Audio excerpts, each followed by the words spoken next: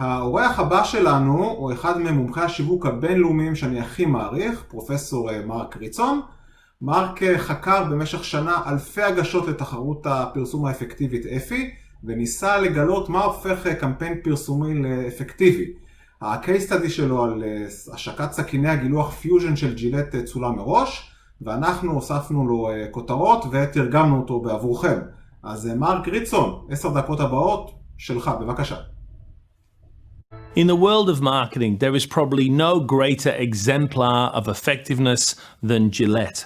For more than a century, it has been at the pinnacle of brand management, marketing effectiveness, and its stranglehold of the wet shave category, particularly in America, is testament to just how well that brand has been run. One of the secrets to Gillette's success is that every decade or so, it launches a new incremental product improvement, slightly better, slightly more expensive, slightly more profitable, and it migrates the consumer from the previous model to the new model and moves onward. That was certainly the case back in 2005, when Gillette successfully migrated about 70% of the consumers that were using its previous lead model, the Mach 3, across to the more advanced Gillette Fusion. And all was working to plan until the GFC hit. And what the GFC did was introduce a new era of frugality, especially to American men. Suddenly, the consumer and user of the Mach 3 was no longer upgrading to Fusion. In fact, in many cases, they were starting to downgrade to cheaper private label razors in an attempt to save money. Gillette realized they had to do something. How could they get the consumer of the Mach 3 razor to continue to upgrade to Fusion? So they did some research and they built a really quite detailed portrait of who that current Mach 3 user actually turned out to be. He was aged 18 to 34, low to middle income, and he was obviously a Mach 3 loyalist. He over-indexed at shopping at Walmart. He over-indexed at enjoying and watching professional sports and also at playing video games. And there was some clear attitudinal and behavioral metrics that also built more color into this portrait. He is not dissatisfied with his Mach 3. He doesn't love it, but he sees nothing wrong with it. He believes that good enough is good enough when it comes to razor blades. He expects razor upgrades to be costly and probably not to be worthwhile. And he frankly is always in refill mode when he goes into the store. He has his brand Mach 3, he's looking for the cartridges, he's not considering any form of change.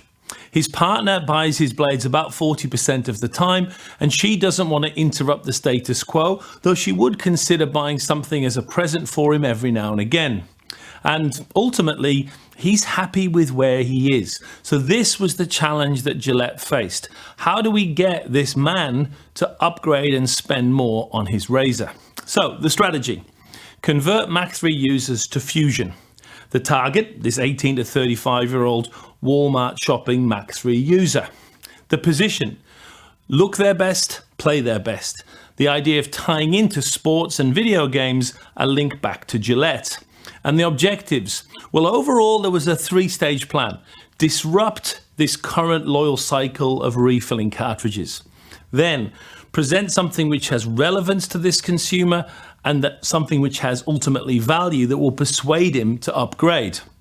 The ultimate objective, convert Mach 3 users to Fusion and increase Fusion's market share at Walmart as a result. So the execution to deliver that strategy was really very innovative. Looking at the portrait of the consumer, Gillette realized that they could tie into both professional sports and video games by essentially offering a one-off special edition version of the Fusion, which was linked to the local football team in that particular state. Here, for example, the Dallas Cowboys limited edition version of Fusion. And it was co-launched along with the most successful video game of 2010, which was Madden 10. The campaign itself to promote this limited edition product was a combination of several different media. First, there were print ads carried in the right target media for this particular consumer, things like Sports Illustrated. Next, we had radio ads, which were very important about communicating to the consumer before they got to the actual supermarket, they got to Walmart, that this offer was available and they should seek it out. And because radio is local, the 32 different teams and the 32 different promotions could be promoted differently. But this was a very digitally active consumer. So on top of that, e-commerce, websites and banner ads were all extensively used as well to drive that consumer to Walmart to seek out this limited edition product. And finally, Google search advertising, so that if a consumer did begin to look into this product, they were again driven to a Walmart store to make a purchase. Once the consumer got in store, of course, Gillette still had to convert them. And that meant, first of all, significant amounts of effort being spent in Walmart on point of purchase displays, but not just in the drug section of the Walmart. Clearly, this was about interrupting the consumer. So even in the digital section of each Walmart, there was a specific end cap that promoted not only Madden 10, but also the tie-in with Gillette and the special edition razor. The results were spectacular. In the period that the campaign was running, an increase of 20% in Fusion sales inside Walmart. That's doubly good news. First, making Walmart happy is at the center of most consumer goods brands in America. And second, Walmart has such huge catchment that a 20% increase in Walmart carries enormous financial value across the whole country. Rightfully, this campaign was awarded a Gold Effie in 2011. And there's a clear lesson here. You must understand the market and the segments within it, but then clearly, as Gillette did with their Madden tie-in, they also targeted a very, very specific market segment. Think about the total market for potentially to buy wet shave razors, and look at who we're not going after with this particular marketing campaign. If you're over 35, you're out. If you have a high net income, you're out. If you don't shop at Walmart, you're also out. And if you're not a Mac 3 user, we weren't really speaking to you, you're out. You're left with a tiny fraction of the market, but one that you specifically know and understand and can position to. But it would be a mistake to portray this as a story of just target marketing, because the reality is Gillette has a gigantic marketing budget. And while this is one very small sales activation that was taking place, across 2010, there was a major investment also taking place in advertising that looked like this. Yesterday's history, just a nice memory. I never think about yesterday.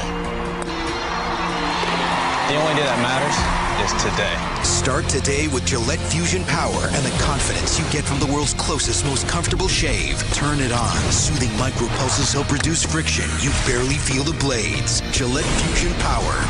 Be your best today. Gillette, the best the man can get. I guess I should have worn my black shirt for this particular episode. I've lost about 40 pounds. You see what's going on here. That campaign targets the whole category. It's using TV, mass reach media. It's all about brand image and not really about product performance. And it's a long-term campaign. That's the latest variant in a campaign that's been running for almost a decade. What you see here is the power of both mass marketing and target marketing combined. Too often marketers get drawn into a debate about, should we target everyone? Should we go after a smaller segment? The answer is, of course, you should go after both. And you should do multiple target marketing campaigns, not just the Madden campaign. At the same time in 2010, Gillette were also running campaigns to encourage Fusion users to shave their body to drive usage, and to change their cartridges in order to, again, drive increased purchase. Lots of small targeted campaigns matched with a much broader, longer-term, mass-marketed campaign. And the research is very clear. Again, the godfathers of effectiveness, Field and Burnett, have proven this again and again with data. When you go for short-term campaigns, you can target existing customer segments, you can go after new customers, or you can go after everyone. The data is clear. You should go after target segments. You should be targeted for the best return. But when you go after a longer-term brand-building campaigns, the best response you're going to get is to go after everyone in the market and literally target the whole category. The lesson should be clear from the Gillette campaign.